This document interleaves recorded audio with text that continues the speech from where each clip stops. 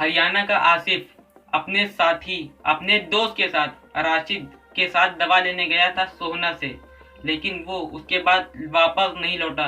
ये last Sunday night की बात है और आरएसएस के गुंडे गोडसे की विचारधारा पे चलने वाले लोगों ने उसे लाठी डंडे पत्थर से कुचल कुचल कर उसकी बेरहमी से हत्या कर दी। इस वीडियो में आपसे बस कुछ रिक्वेस्ट करनी है, अगर आप हिंदू हैं या मुस्लिम हैं, दोनों से मेरी रिक्वेस्ट है इस वीडियो को कंप्लीट जरूर से वॉच कर लीजिएगा। इस वीडियो में मैं दोनों कम्युनिटी के लोगों से कुछ रिक्वेस्ट करना चाहता हूँ। तो सबसे पहले बात आएगी कांग्रेस की, नेशनल वोट कटवा पार्टी जो भर भर के मुसलमानों का वोट लेती है। पहले हम इसकी बात करने वाले हैं। तो कांग्रेस ने आसिफ के लिए कोई भी आवाज नहीं उठाई। उसके बाद बात आती है आम आदमी पार्टी, यानी कि जिसने दिल्ली दंगों में नरेंद्र मोदी जी का साथ दिया था वो पार्टी। उस पार्टी की जब बात आती है तो उसने भी आसिफ के लिए कोई भी आवाज नहीं उठाई। उसके बाद बात आती है अखिलेश यादव यानी कि सपा की। तो वो पहले जो पार्टी थी वो सही पार्टी थी, हर कौम के लिए काम करवाती थी। यूपी में उस पार्टी ने बहुत डेवलपमेंट करवाया है, लेकिन अब वो हिंदुओं की पार्टी बन चुकी है। जब वो मुसलमानों का काम करवाती है तो उसे अनभग वोट बिल्कुल भी नहीं करते हैं, इसलिए उस पार्टी ने अब मुसलमानों से अपना रिश्ता बिल्कुल तोड़ दिया है। अब वो केवल हिंदुओं के लिए काम करवाने वाली है, इसलिए उसने आसिफ के लिए भी आवाज नहीं उठाया। अब बात आती है ममता बनर्जी की। उसने भी मुसलमानों के लिए बिल्कुल भी आवाज नहीं उठाई और वो मुसलमानों के लिए भी बिल्कुल भी काम नहीं करवाती है। वहीं जब अब एमआईएम की बात आती है कि भैया एमआईएम की तरफ से किसने आवाज उठाई, तो एमआईएम की तरफ से अकबरुद्दीन ओवैसी साहब ने आसिफ के लिए आवाज उठाई। उन्होंने ट्वीट करके कहा, और कितने निर्दोष लोगों को मारोगे ना मर्दो, झुंड में तो सुअर वार करते हैं। इस तरह उन्होंने लिखा है, 25-30 लोग मिलकर एक को मारोगे, आखिर कब तक हिंदुस्तान में आसिफ जैसे कितने निर्दोष मुसलमान को बेरहमी से लिंचिंग होती रहेगी। उन्होंने हैशटैग भी चलाया जस्टिस फॉर आसिफ, इस तरह इन्होंने हैशटैग चलाया है। तो अकबरुद्दीन ओवैसी साहब ने या तो एमआईएम की तरफ से अकबरुद्दीन ओवैसी साहब ने हैशटैग चलाया और उन्होंने आसिफ के लिए आवाज उठाई। कांग्रेस, आम आदमी पार्टी, ममता बनर्जी की तृणमूल कांग्रेस और अखिलेश यादव की पार्टी समाजवादी, किसी ने यहाँ पर कोई भी काम नहीं करवाया है। और ममता बनर्जी जो बंगाल में जीती है वो स्कूल कॉलेज हॉस्पिटल इंस्टीट्यूट के लिए मुसलमानों ने वोट नहीं दिया है।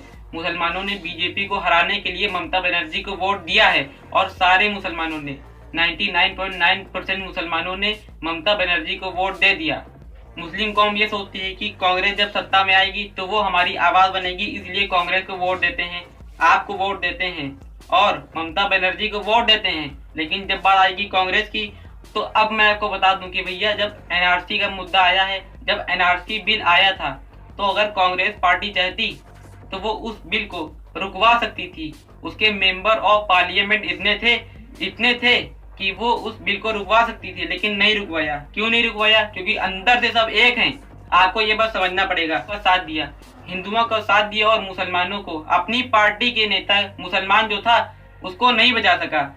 और जब तबलीगी जमात का मुद्दा आया तब मुसलमानों को टारगेट करता रहा। जब आज कुंभ चल रहा है, जब कुंभ था तो अब मुंह पे टेप लगाए बैठे हैं, अब कुछ भी नहीं निकल रहा।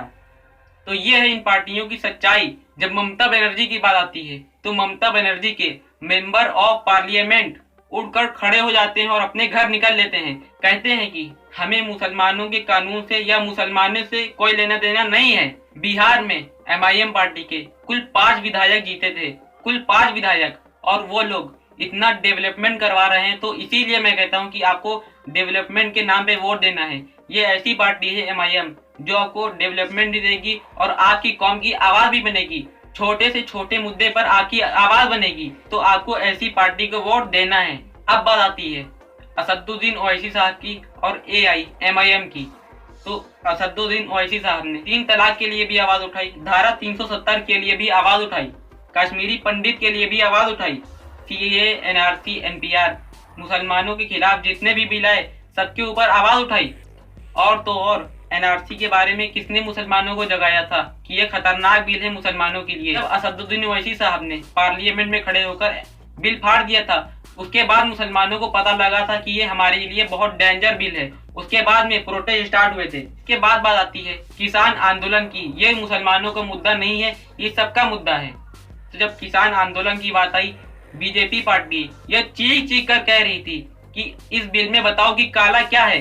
कोई भी नेता, कोई भी पार्टी के नेता, कांग्रेस का नेता, सपा बसपा किसी भी पार्टी का नेता जवाब नहीं दे पा रहा था। उसके बाद असदुद्दीन ओवैसी साहब ने पार्लियामेंट में खड़े होकर चीख चीख कर बताया कि इस बिल में काला क्या है। उसके बाद सबको समझ में आ गया। उसके बाद बीजेपी वाले बिल्कुल शांत हो गए। उसके बाद किसी ने आवाज नहीं उठाई। अगर आप मुस्लिम हैं तो आप प्लीज असदुद्दीन ओवैसी साहब को समझिए और एमआईएम पार्टी को समझिए कि ये आपके लिए पार्टी बनी है, आपको इनको वोट देना चाहिए। अगर आप किसी और धर्म जाति के हैं तब भी आप एमआईएम को वोट कर सकते हैं।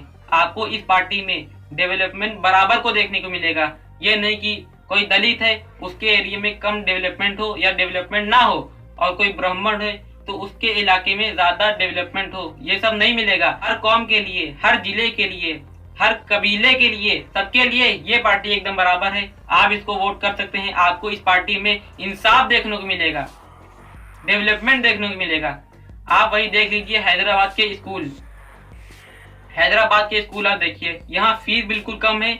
यह है प्राइवेट स्कूल यहाँ, लेकिन फीस बिल्कुल कम रखी गई है। इस स्कूल का नाम है ओआईसी स्कूल।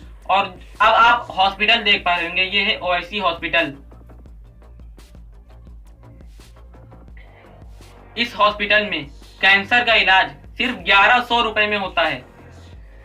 1100 रुपए में अच्छा ट्रीटमेंट मिलता है। एसी रूम है सारे, और सब कुछ अच्छी क्वालिटी का मिलता है। गोबर वाला यहाँ कुछ भी नहीं है।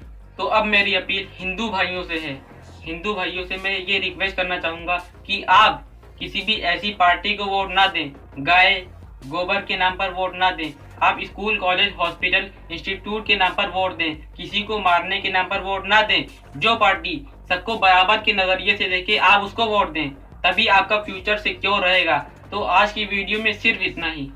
दोस्तों, अगर आपको ये वीडियो थोड़ी सी भी पसंद आई हो, मेरी बात से आप इत्तेफाक रखते हो, आप ये सोच रहे हैं कि ये वीडियो बहुत ज्यादा लोगों तक जाए, यूट्यूब इस वीडियो को बहुत ज्यादा लोगों तक रिकमेंड करे, आपको छोटा सा काम करना पड़ेगा। आपको क्या करना पड़ेगा? मेरी आवाज को और बुलंद करने के लिए इस वीडियो को लाइक करना पड़ेगा, शेयर करना पड़ेगा, चैनल को सब्सक्राइब करना पड़ेगा। अपनी बात को आप कमेंट में रखिए और बताइए कि आपको ये वीडियो कैसी लगी। इस वीडियो से आप, मेरी बात से आप कितना इत्तेफाक रखते हैं। आपको मेरी कौन सी बात बुरी लगी, कोई भी बात बुरी लगी तो सॉरी, बहुत बहुत शुक्रिया। अस्सलाम वालेकुम वरहमतुल्लाहि वबरकातुहू।